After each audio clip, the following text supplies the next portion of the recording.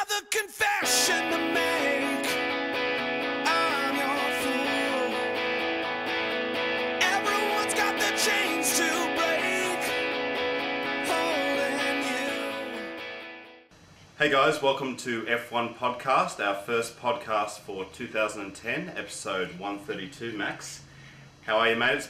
We've had Christmas, we've had New Year, we've been drinking a couple of these. A couple of those? Yeah, a couple of those. And we had a little Christmas present just after our last podcast, sorry. We did. Yes, and it's been building up, and Michael Schumacher is confirmed at Mercedes, mate. Yes! Woohoo! Yes! He's gone, right. I'll be doing the rest of this.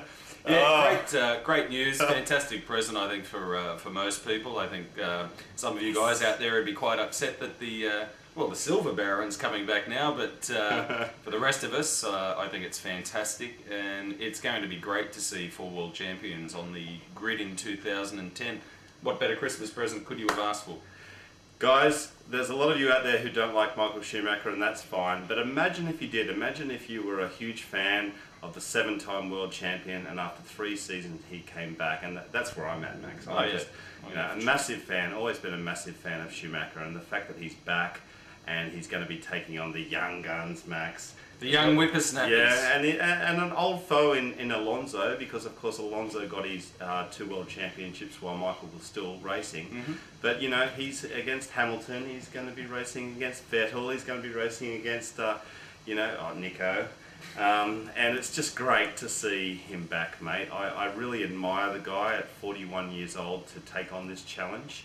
And he's got his legacy, which is now sort of he's now putting a new chapter in the Michael Schumacher Formula 1 story. And I don't think anyone other than Michael could come back at this late stage. No. I just don't see it happening. And he's teamed up with his old mate Ross Brawn in a car that effectively won the World Championship last season. Okay, it's going to have a different badge on it now. It'll be the Mercedes, but I think it's going to be fantastic to see Michael pounding around again. And it's going to give Lewis, Lewis has been champing it a bit, it's going to give Lewis the opportunity to race against one of Formula 1's icons, and Lewis has always regretted that he never got to race against Michael. Well, here's your gilt-edged opportunity, mate.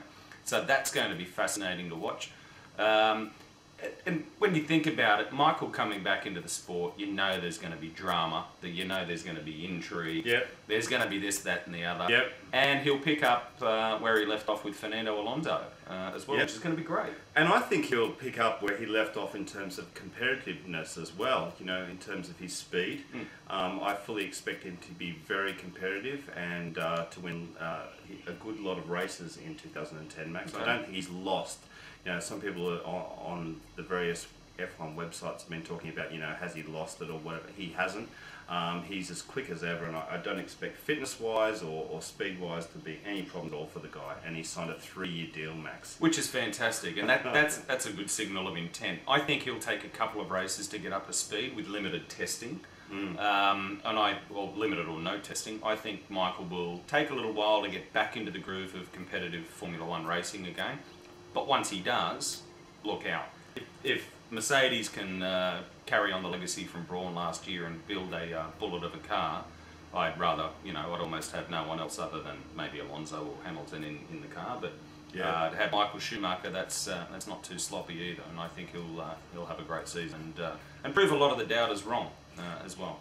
Yeah, I was thinking actually last night about, wondering whether he will have a new helmet, Max, a new helmet for 2010, a silver helmet perhaps, and I was thinking about the stars on top and what he'd do with it. And well, it won't be red. No, it can't really be red, so, as we all know, Michael's helmet has changed a bit over the years from the Benetton days to the Ferrari days. I expect it to change again, and I just can't wait, Max.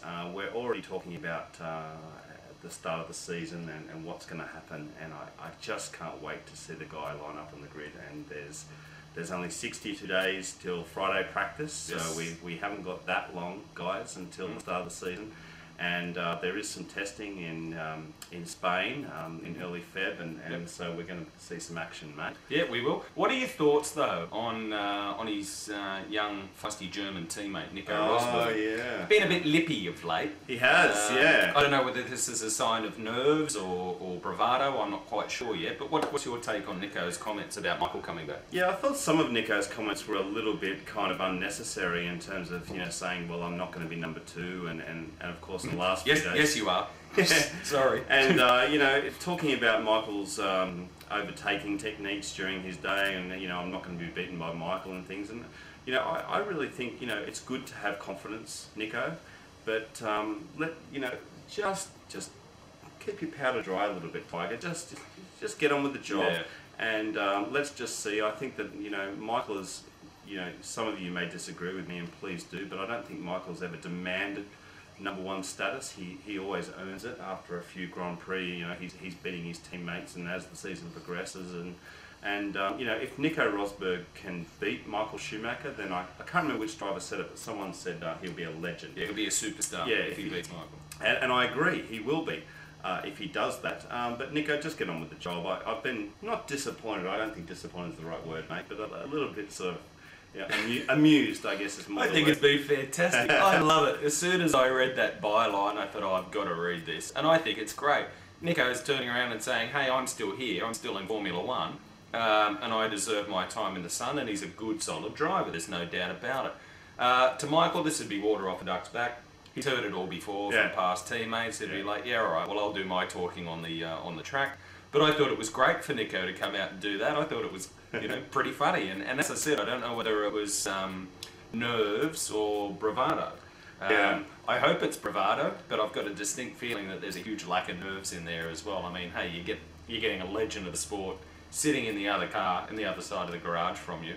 Yeah. I'd be, a bit nervy myself. But hey, good on him. It's great. We've got a German super team now, and he's got a great benchmark in Michael Schumacher to try and leapfrog. He's going to learn from him, but he's going to beat him as well. Learn and beat. Yeah, right. Yeah, we'll see about that. Yeah. But I really hope Nico has a stellar year this year. I mean, he's been driving the Williams. I think punching above his weight, driving that Williams over the last couple of years.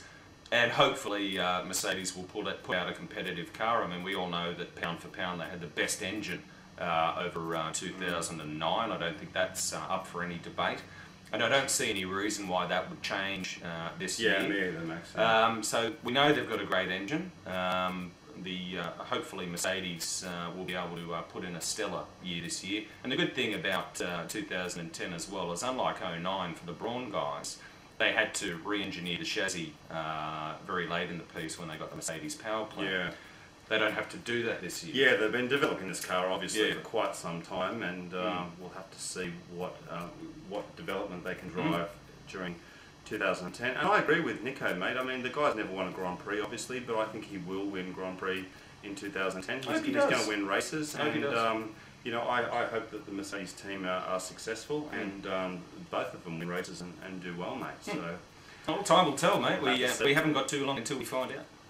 Alright guys, well we've put down, we're going to do about 3 videos when we record today, so we've got another one coming up straight after this, and another one after that, so we'll see you soon for that. Alright guys, bye. Bye. Were you born to resist?